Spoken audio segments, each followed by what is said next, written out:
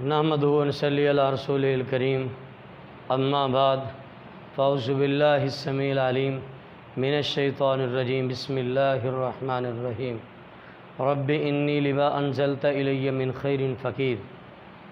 معزز سامعین، ہر دوسرا تیسرا بندہ پریشان ہے۔ وجہ کیا ہے کہ رشتے نہیں مل رہے۔ اپنی بیٹی کا رشتہ کرنا، رشتہ نہیں مل رہا۔ بیٹوں کا رشتہ کرنا، رشتہ نہیں۔ اگر رشتہ ملتا ہے تو اچھا نہیں ملتا۔ اکثر و بیشتر کیا ہے، لڑکے نشئی ملتے ہیں، تو اکثر و بیشتر کیا بے نمازی ہیں۔ بہت زیادہ پریشانی ہے، خاص طور پہ رشتوں کی وجہ سے بہت زیادہ پریشانی ہے لوگوں کے لیے کہ رشتے نہیں مل رہے۔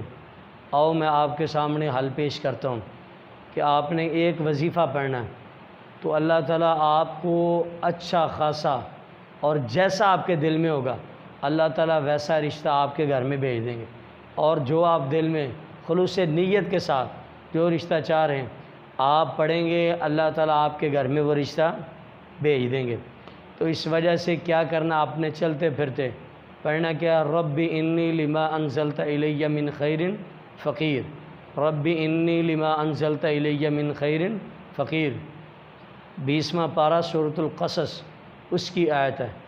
تو اس 20ویں پارے کے اندر اللہ تعالیٰ فرماتے ہیں رب انی لما انزلت الی من خیر فقیر۔